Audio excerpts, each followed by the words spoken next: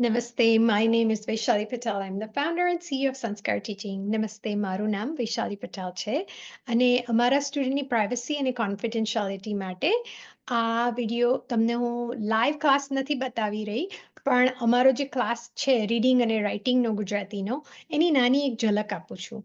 ના તમે એક તો તમને તમારી જાતને શાબાશી આપો કે તમે ગુજરાતી લખવા અને વાંચવાનું શીખવા માંગો છો. I mean, pat yourself on the back that you want to learn how to read and write Gujarati. That's fantastic. કારણ કે આપણી ગુજરાતી ભાષા એટલી સુંદર છે ને, એટલું બધું શીખવાનું છે. એટલે તમારી શરૂઆત છે ને તમને ઘણે આગળ લઈ જશે. તમારી ક્યુરિયોસિટી, તમારી જિજ્ઞાસા તમને ઘણે આગળ લઈ જશે. સો નોર્મલી અમારા બધા ક્લાસની શરૂઆત અમે એક પ્રાર્થનાથી કરીએ છીએ. શા માટે પ્રાર્થના? કારણ કે મને પોતાને એવું લાગે છે કે પ્રાર્થના કરીએ તો આપણે એક ગ્રાઉન્ડિંગ થઈ જાય કે જેનાથી તમને લાગે કે હવે હું ક્લાસમાં છું, હવે હું શીખું છું. અને નાની સરખી પ્રાર્થના હોય છે, ગાયત્રી મંત્ર કે જે કંઈ ધ ટીચરને જે કંઈ યોગ્ય લાગે. અમારી પ્રાર્થનાનું ફોલ્ડર છે એમાંથી એ ચૂઝ કરીને શીખવાડે છે. Now, આ ક્લાસ રીડિંગ અને રાઇટિંગનો છે એટલે શરૂઆત તો 100% આપણે આલ્ફાબેટથી કરીશું, બરાબર? ક ખ ગ આપણે બારાખડી કે આપણી આ ગુજરાતી મૂળાક્ષરો શીખીશું પહેલા અને એની માટે આ આખી વર્કશીટ છે અમારી કે તમે પ્રિન્ટ કરી શકો છો ઘરે અને તમે ગુજરાતી બધા અક્ષરો વાંચતા લખતા તો શીખો જ છો પણ એની સાથે સાથે તમને પ્રેક્ટિસ પણ કરવાની મળશે કે આ શબ્દો ગુજરાતીમાં હું લખું તો કેવા લાગે અને એનો અર્થ શું થાય. What do they mean when I write them?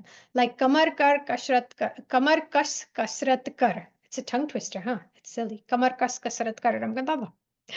Buckle up and exercise. કમર કસરત કર. જેટલું તમે વધારે આ વર્કશીટ્સ બધી કરો અને પ્રેક્ટિસ કરતા રહો એ પ્રમાણે તમને વાંચવા લખવાનું સહેલું પડે. Now, એ ભાગ ઘણો it tax a long time, right? A practice કરતા ને પછી તમને આ રીતે પ્રેક્ટિસની થોડી વર્કશીટ્સ આવશે કે વોટ ઇઝ ધીસ, આ શું છે? તો તમે કહી શકો કે રીંગણ કે રેંગણ, તો વચ્ચે કયો અક્ષર મિસિંગ છે એ તમારે ફિલ કરવાનો. For example, this one is marcha. So what's the letter that's missing? Marcha. So R is missing. બરાબર? પછી એ રીતે તમે આગળ ધીમે ધીમે આ રીતે થોડી વધારે પ્રેક્ટિસ કરો એટલે જેમ જેમ વધતા જાય તેમ તેમ પછી words with vowels and without vowels, meaning કે પહેલા તમે ગુજરાતીમાં આપણે કહીએ સ્વર ને વ્યંજન. So these are words without vowels. So because vowels in Gujarati is vowel symbols, right? There's also vowels, but there's also symbols.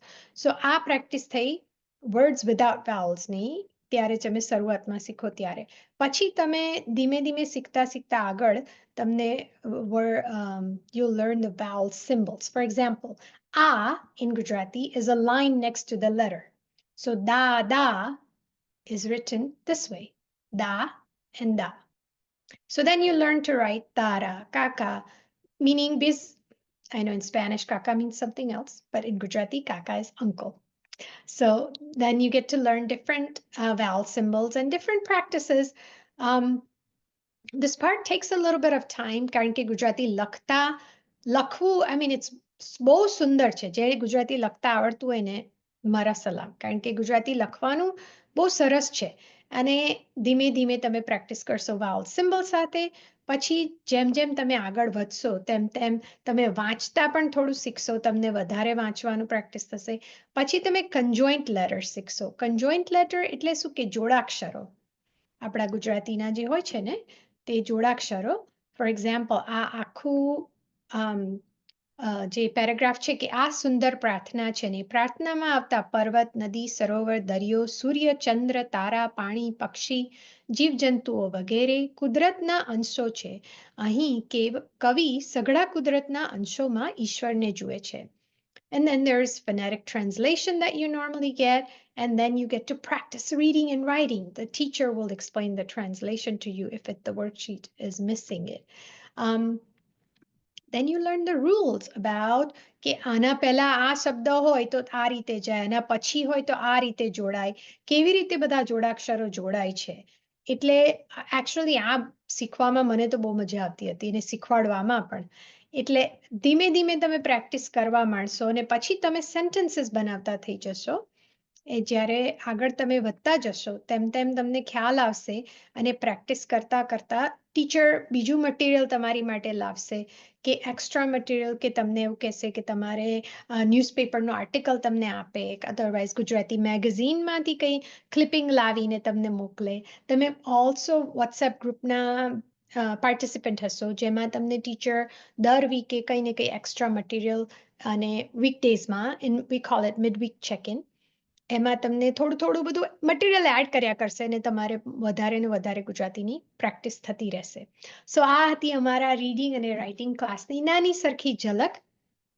I invite you, હું તમને આવકારું છું કે તમે આવો અને ગુજરાતી વાંચતા લખતા શીખો.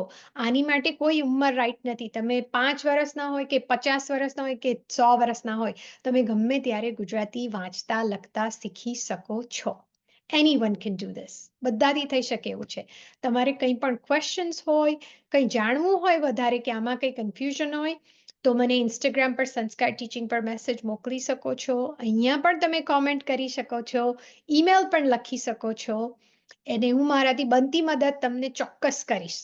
So thank you for allowing me to share this little glimpse of our class with you. અને આપણે પાછા મળીશું. આવજો.